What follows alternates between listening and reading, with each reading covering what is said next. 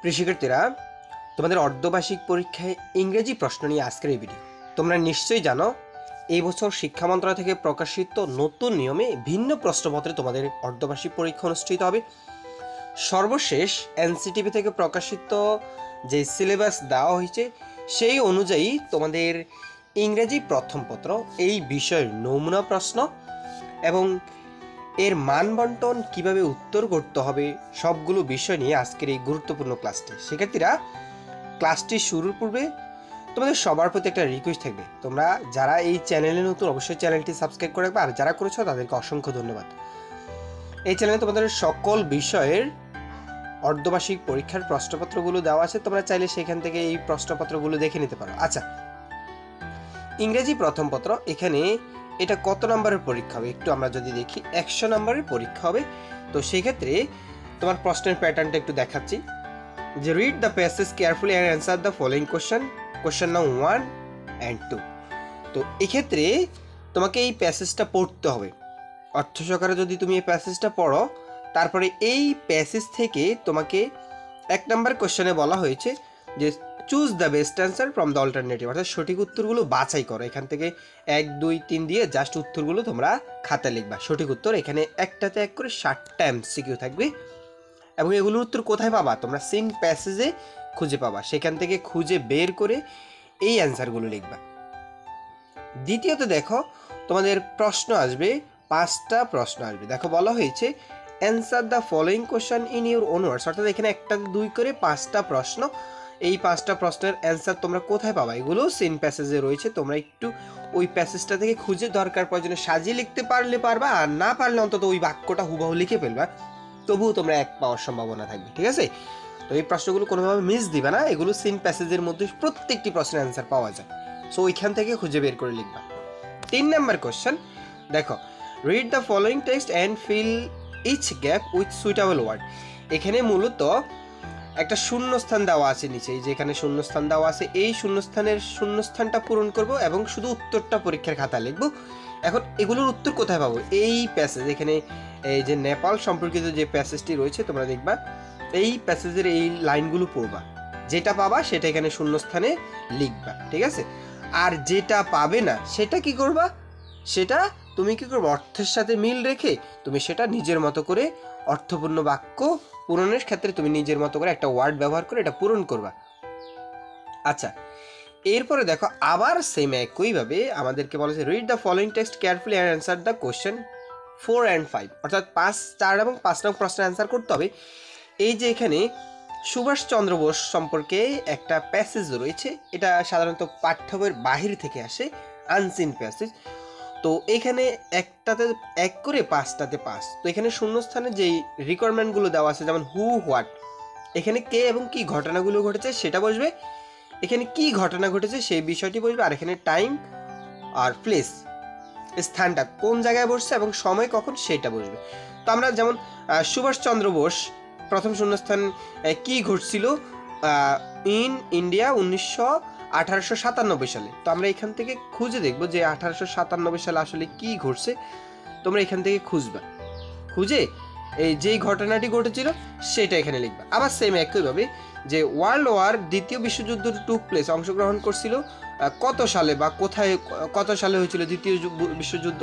তো এখানে সালটা, তুমি এখানে সালটা লিখবা, এই শূন্যস্থানে সালটা লিখে দিবে। ঠিক আছে? এইভাবে করে। আর এগুলো কোথায় পাবে? এই সিন প্যাসেজের মধ্যে তোমরা খুঁজে পাবা। ঠিক আছে?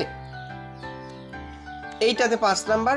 এরপরে দেখো 5 নাম্বার কোশ্চেন, এটা কিন্তু খুব সহজ একটা বিষয়, এটা কোনোভাবে যেন মিস্টেক না হয়। দেখো write the summary of the passage in your own word, নিজের মতো করে সামারি লেখো। 10 নাম্বার, এই যে সামারিটা লিখবে এটা কিন্তু এখান থেকে লিখবে। আচ্ছা, এই প্যাসেজটা কি সম্পর্কে বলো তো? একটা দেশ সম্পর্কে না, না একজন ব্যক্তি সম্পর্কে না, যে সে একজন কি, এটা একটা ব্যক্তি সম্পর্কে। তো মূলত এখানে অনেকগুলো বিষয় আছে, একজন কবি সম্পর্কে আসতে পারে, একজন সাহিত্যিক সম্পর্কে আসতে পারে, একজন খেলোয়াড় সম্পর্কে, একজন লেখক সম্পর্কে। যেই প্যাসেজটা আছে তুমি চিন্তা করবে এটা কি সম্পর্কে? The passage is about a famous poet, একজন, এই প্যাসেজটা একটা বিখ্যাত কবি সম্পর্কে। হিজ নেম ইজ রবীন্দ্রনাথ ঠাকুর, তার নাম রবীন্দ্রনাথ ঠাকুর। হি ওয়াজ বর্ন, তার জন্মসাল এখানে দেওয়া থাকবে। 3টা বাক্য প্রথমে নিজ থেকে লেখার চেষ্টা করবে। ঠিক আছে? আমি যে 3টা বাক্য বললাম, ধরো এখানে একজন খেলোয়াড় সম্পর্কে আসছে, the passage is about a famous player in Bangladesh, একজন বাংলাদেশি খেলোয়াড় সম্পর্কে আসছে, his name is Shakib Al Hasan. তো তার নাম সাকিব আল হাসান, হি ওয়াজ বর্ন, এখানে জন্মসালটা এবং তার অবদানগুলো সবগুলো এখানে দেওয়া থাকবে।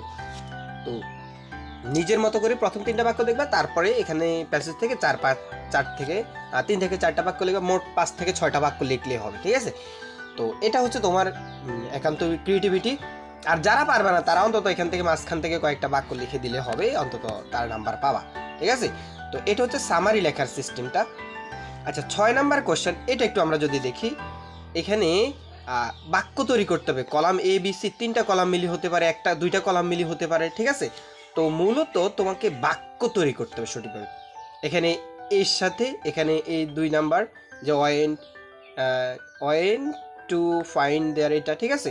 এরপর আবার হয়তো সির সাথে এটা মিলবে, এটা মিলবে। তো এখানে সঠিক বাক্যগুলো তোমাকে লিখতে হবে। 5টা লিখলে 5 নাম্বার, এখানেও 5 নাম্বার। 7 নাম্বার দেখো, এই যে 7 এবং 8 এই কোশ্চেন দুইটা একটু কিন্তু ডিফারেন্ট টাইপের এবং এটা কিছুটা কঠিন। দেখো, তোমাদের পাঠ্যবে অনেকগুলো গল্প রয়েছে, তোমরা ওই গল্পগুলো খুব মনোযোগ সহকারে অর্থ সহকারে পড়ার চেষ্টা করে, সেই গল্পগুলো থেকে মূলত তোমাদের কি আসবে, প্রশ্ন আসবে। দেখো, প্রশ্ন না, আমি কি বলছি, যে স্টোরি আছে, যে স্টোরিগুলো গল্পগুলো তোমরা পড়বা এবং সাজিয়ে লিখতে, অর্থাৎ রিয়ারেঞ্জ, এটা এলোমেলো দেওয়া থাকবে, এটা একটু সাজিয়ে লিখতে হয়। সো এই ক্ষেত্রে 8 নাম্বার তোমরা এটা কিন্তু খুব কেয়ারফুলি পড়বা, ঠিক আছে। এগুলো সাজিয়ে লিখবা, গল্পগুলো সম্পর্কে তোমার যদি কোন লাইনের পরে কোন লাইন হবে সেটা যদি তুমি জানো, তাহলে তোমার লেখাটা একদম ইজি হবে।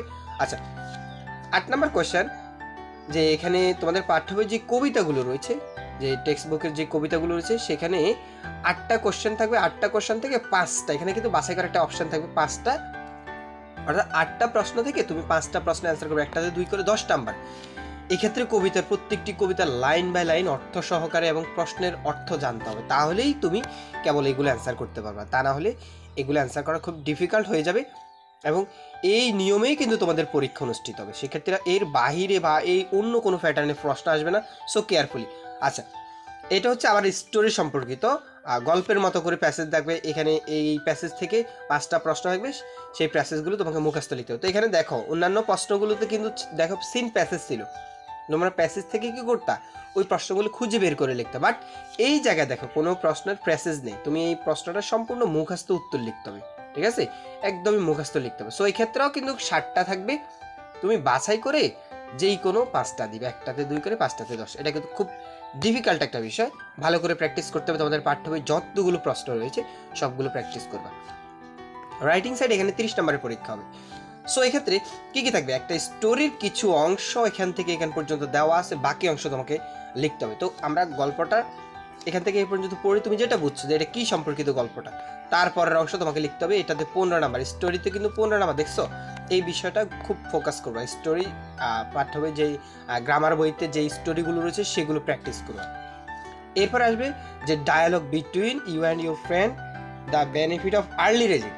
আর্লি রেজিং, সকালে ওঠার গুরুত্ব সম্পর্কে একটা ডায়ালগ লিখতো, এখানেও কিন্তু 15 নাম্বার। তো দেখো, এই যে তুমি স্টোরিটা লিখবে, এটা তো যতটুকু ততটুকু লিখতে হবে। তবে ডায়ালগ লেখার ক্ষেত্রে তুমি চাইলে একটু বড় বা ছোট করে লিখতে পারো, তবে সেক্ষেত্রে আমি তোমাকে সাজেস্ট করবো কমপক্ষে 2 পৃষ্ঠা লেখার চেষ্টা করবে, ঠিক আছে।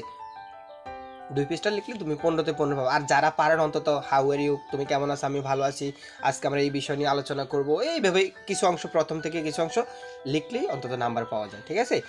তো এই ছিল শিক্ষার্থীরা তোমাদের অর্ধবার্ষিক পরীক্ষায় ইংরেজি প্রথম পত্র এই বিষয়ের নমুনা প্রশ্নপত্র।